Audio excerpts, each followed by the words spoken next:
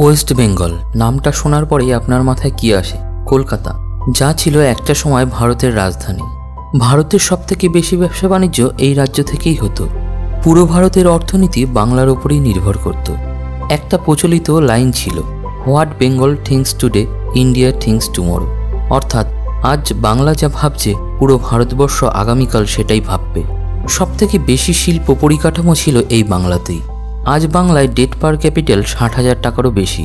অর্থাৎ সরকার রাজ্যের প্রতিটি নাগরিকের মাথাপিছু 60,000 টাকা করে ঋণ নিয়েছে। এখন প্রশ্ন হচ্ছে, এত টাকা ঋণ নেওয়ার পরেও কি বাংলার অবস্থা বিন্দুমাত্র পরিবর্তন হয়েছে? উত্তরটা আসবে অবশ্যই না। একটা সময় ভারতের ইকোনমিক পাওয়ার হাউস বাংলার এই দুর্দশা হলো কিভাবে? 1947 সালে স্বাধীনতার সময় 10% মানুষ বাংলাতে বসবাস করত। কিন্তু এখানে মজার বিষয় হলো, 1947 সালে পুরো ভারতের 20% সম্পদ বাংলাতেই ছিল। একবার ভেবে দেখুন, ওই সময় বাংলা কতটা এগিয়ে ছিল। স্বাধীনতার পর ইন্দো পাকিস্তান এবং ইন্দো চায়না যুদ্ধের জন্য দেশের অর্থনৈতিক অবস্থা একদম ভালো ছিল না, যার প্রভাব বাংলাতেও পড়েছিল।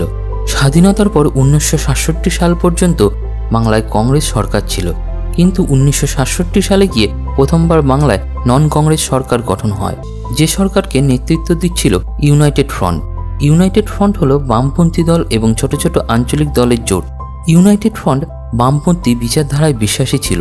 এই সময় ব্যাপক হারে বামপন্থী লেবার ইউনিয়ন এবং শিল্পপতিদের মধ্যে বিবাদ শুরু হয়। অনবরত লেবার ধর্মঘটে চলে যেতে থাকে। এর কারণে শিল্পপতিদের কাছে বাংলা নিয়ে একটা খারাপ মেসেজ পৌঁছায়। 1969 সালে এমার্জেন্সি ঘোষণা হওয়ায় বাংলাতেও রাষ্ট্রপতি শাসন জারি হয়। 1977 সালে সিপিএম সরকার গঠন হয়। 1977 সালে বাংলার অবস্থা পুরো ভারতবর্ষের মধ্যে ভালো জায়গায় ছিল। এরপর 1980 সালে আইটি রেভলিউশন ঘটে। প্রাথমিকভাবে কলকাতাকেই আইটি হাব বানানোর পরিকল্পনা শুরু হয়, কিন্তু তৎকালীন সিপিএম সরকার এর বিরোধিতা করে। সরকারের পক্ষ থেকে জানানো হয়, আইটি রেগুলেশন হলে সাধারণ শ্রমিকরা চাকরি হারিয়ে বেকার হয়ে পড়বে, যার জন্য সেন্ট্রাল গভর্নমেন্ট পরবর্তীকালে বেঙ্গালুরুতে আইটি হাব বানানোর কাজ শুরু করে। সিপিএম সরকার 2000 সালের পরে শিল্পায়নের দিকে নজর দেয়, কিন্তু ততদিনে পরিস্থিতি পুরোটা পাল্টে যায়। শিল্পায়নের জন্য যে ধরনের শ্রমিকের দরকার ছিল সেটারও অভাব ছিল, কেননা শিক্ষা ব্যবস্থা টেকনোলজির ব্যবহারের দিক থেকে বাংলা অনেকটাই পিছিয়ে পড়ে। বামফ্রন্ট সরকার জনপ্রিয়তা দিন দিন কমতে থাকে, যার ফলে শিল্পায়নের কাজটা অনেক কঠিন হয়ে দাঁড়ায়। অবশেষে 2011 সালে সিপিএম সরকারের পতন হয়।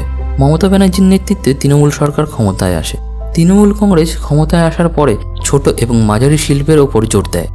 বাংলার মতো এত বড় রাজ্যে যদি অর্থনীতিকে চাঙ্গা করতে হয়, তবে ছোট এবং মাঝারি শিল্প দিয়ে সম্ভব নয়।